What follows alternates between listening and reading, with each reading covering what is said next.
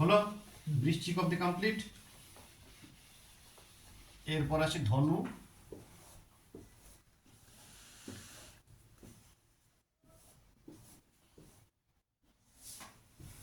ধনু ধনু হচ্ছে 1 নম্বর, এটা 2 এটা 3 এটা 4 5 6 7 8 9 10 11 12 হলো। এবারে কোথায় আমরা 5 পেয়েছি, কোথায় 6 5 কোথায় আছে, 9 কোথায় আছে, 10 কোথায় আছে, 11 কোথায় আছে আমরা খুঁজবো। তাহলে 11কে পেলাম এখানে, তুলায় পেয়েছি 11কে, 9কে পেয়েছি এখানে, সিংহেতে পেয়েছি 9কে, ঠিক আছে, আর 5কে পেয়েছি এখানে। তাহলে আমাকে কমন খুঁজতে হবে, কোন জায়গাতে আমি দুটোকে কমন পাবো। যেমন হচ্ছে এখানকার বৃহস্পতি ধনু মকর কুম্ভ মীন, তাহলে 1 এবং 4-এর একটা সম্বন্ধ আছে শুভ, তার মানে এই লগ্নের পক্ষে বৃহস্পতি শুভ, শুভ হচ্ছে বৃহস্পতি।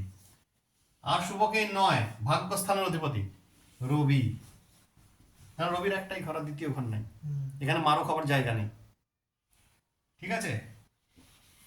এর অশুভ কে হবে, এর পার্শিয়াল 50-50 হচ্ছে মঙ্গল, দেখে নে কেন মঙ্গল, একাই পঞ্চমপতি একাই দ্বাদশপতি, এখানে অশুভ হলো এখানে শুভ হলো,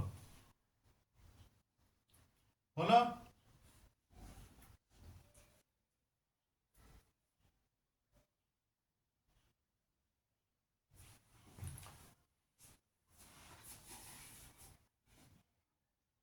আবার এর আরেকটা শুভ আছে, সেটা হচ্ছে বুধ ধনু লগ্নের ক্ষেত্রে, কেন সপ্তমপতি আছে, এবং দশমপতিও আছে,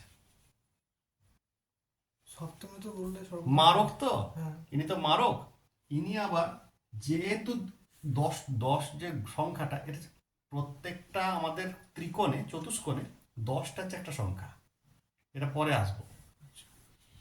কেন কেন্দ্রপতি বলা হয়, দুটো কেন্দ্রে যখন দেখা যায়, দুটো কেন্দ্রে একটাই লর্ড আছে, 1 4 7 এবং 10, দেখা গেল 1 নম্বর এবং 10 নম্বরের সঙ্গে মিল আছে, কোনো গন্ডগোল নেই, তাহলে শুভ।